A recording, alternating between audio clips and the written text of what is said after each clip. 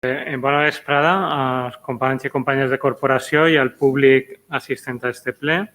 Des de Compromís anem a votar a favor, però sí que volíem aprofitar per fer una crítica un poc a la que ha sigut la cultura dels emprenedors, moltes vegades un poc perniciosa. No? Ha hagut temporades en què s'espentava gent que s'havia quedat sense treball a que gastara el seu subsidi en muntar un negoci quan no n'hi havia unes bases ni un negoci que poguera suportar això i al final acabava la persona sense el subsidi i sense negoci. També estaria bé que tots els temes estos d'emprenedors se feren en el marc de la Covid, en el marc del canvi climàtic, en el marc d'una sèrie de necessitats com impulsar economia circular o temes relacionats amb cooperativisme o altres models d'empresa que han demostrat també ser més resilients davant situacions crítiques. Per fer-ho curt i acabar, votem a favor, però sí volíem fer aquest comentari un poc crític o aquesta reflexió. Muchas gracias. Utilitzant potser arguments pareguts als de Ciudadanos, però per justificar el vot en contra, quan du tant de temps parada esta empresa, que era un intent d'una empresa pública, i quan la limitació principal per ficar-la en marxa és que estem en un pla de sanejament que segurament en un any haurem superat, no entenem per què justament ara se proposa la cancel·lació. I no entenem per què es proposa la cancel·lació, perquè entenem que pot ser una ferramenta interessant per a l'Ajuntament de Xirivella des de la perspectiva d'un servei públic i d'una contractació pública per a modular alguns dels problemes que n'hi ha en l'Ajuntament de contestació a picos de faena o de contestació a activitats puntuals i, a més, podria ser una forma d'activar una sèrie de treball inclús en sectors de població més dificultats per a fer-ho.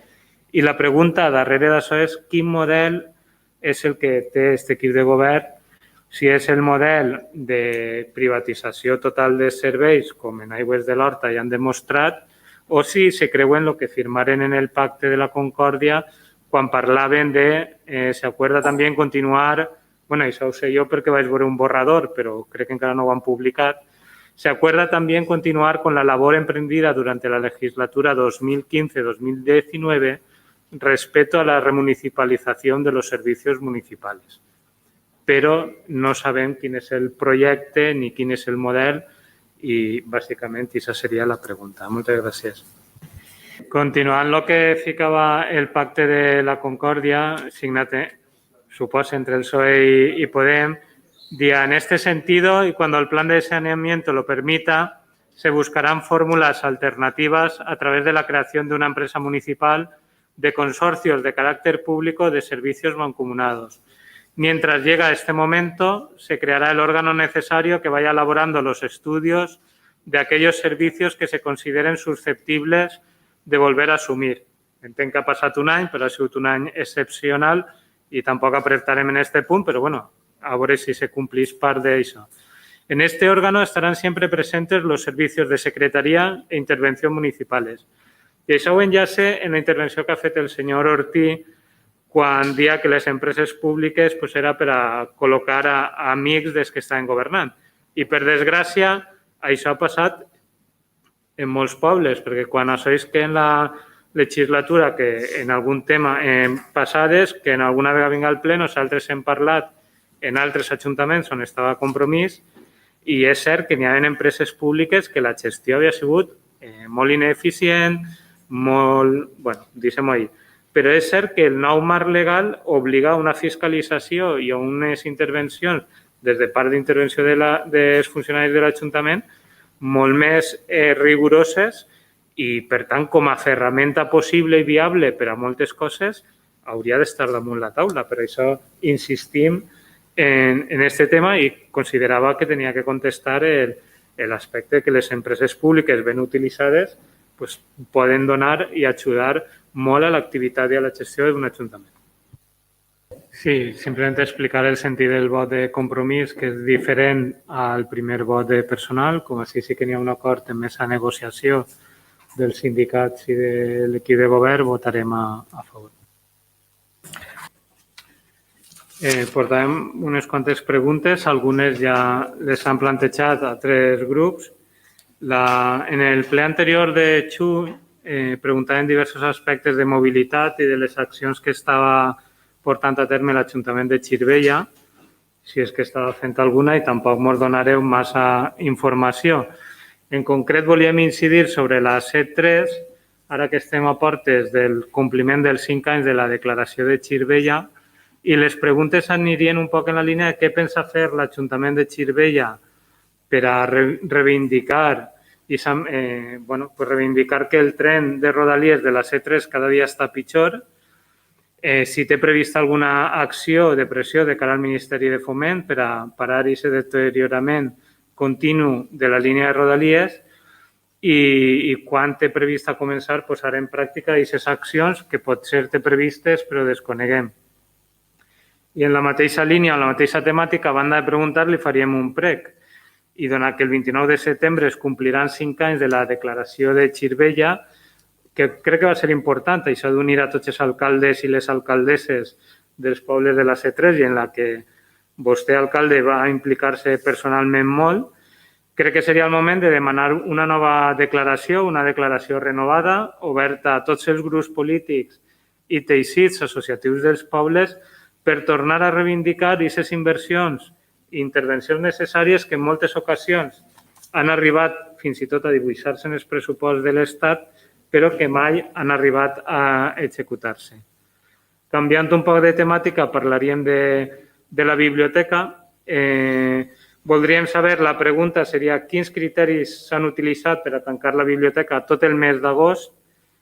Entenem que altres pobles del voltant no ho han fet. Per exemple, Aldaia obre tots els dilluns, de dilluns a divendres de 10 a 2 i 2 vesprades cada setmana. Tanca 2 dies, 6 i 7 d'agost, que són els festius d'Aldaia.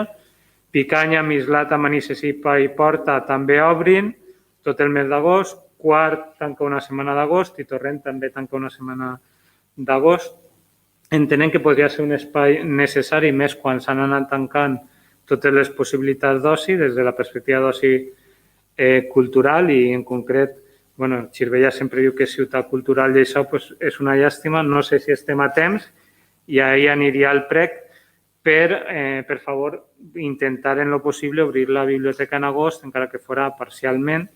I tampoc és difícil d'entendre quan hem tingut tancada la biblioteca del barri de la Llum que siga tan difícil el quadrar, segurament hi ha una explicació, però voldríem saber quadrar la possibilitat d'obrir la biblioteca encara que fora parcialment durant el mes d'agost, més pensant també que és un oci productiu que pot anar dirigit a un públic jove que ha estat molt criminalitzat aquests dies.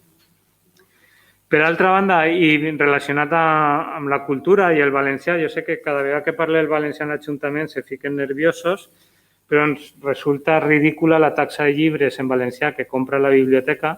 Entre octubre de 2019 i juny de 2020 hem comptat 105 novetats de narrativa per adults en castellà i 9 només en valencià.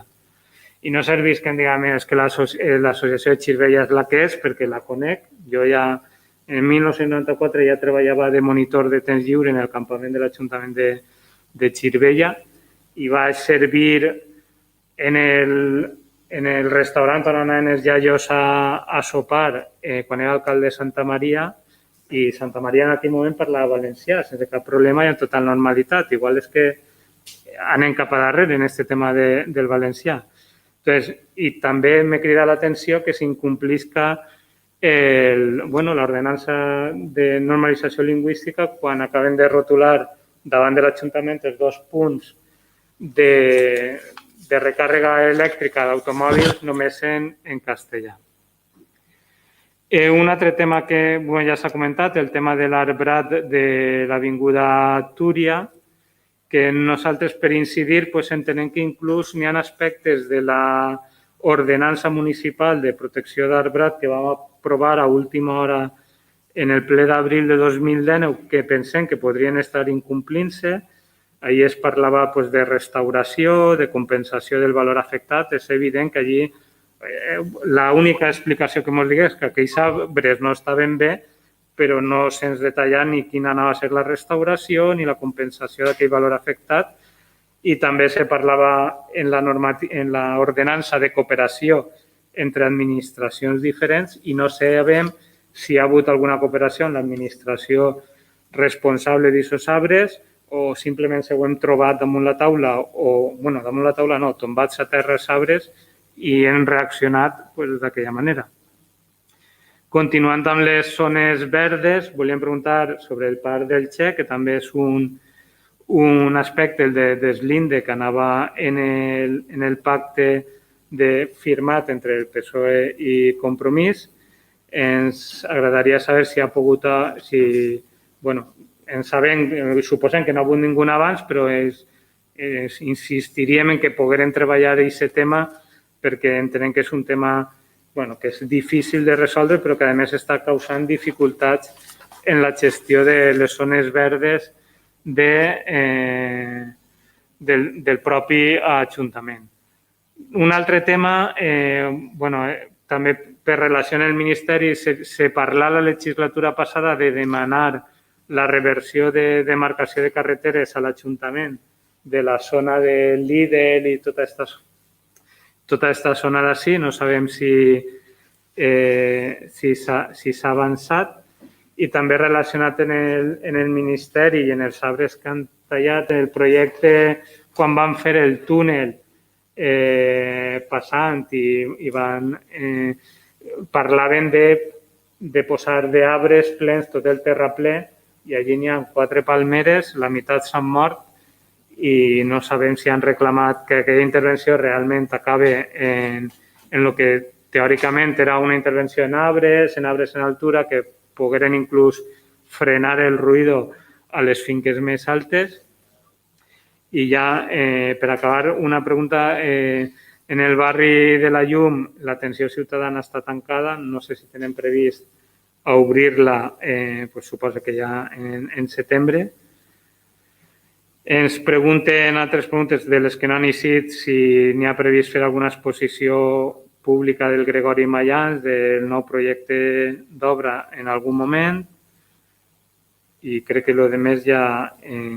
Sí, un altre que no ha eixit és el tema del contenidor marró, si sabem alguna novetat i si l'Ajuntament també ens han preguntat si tenia previst algun altre repartiment de mascaretes. Moltes gràcies.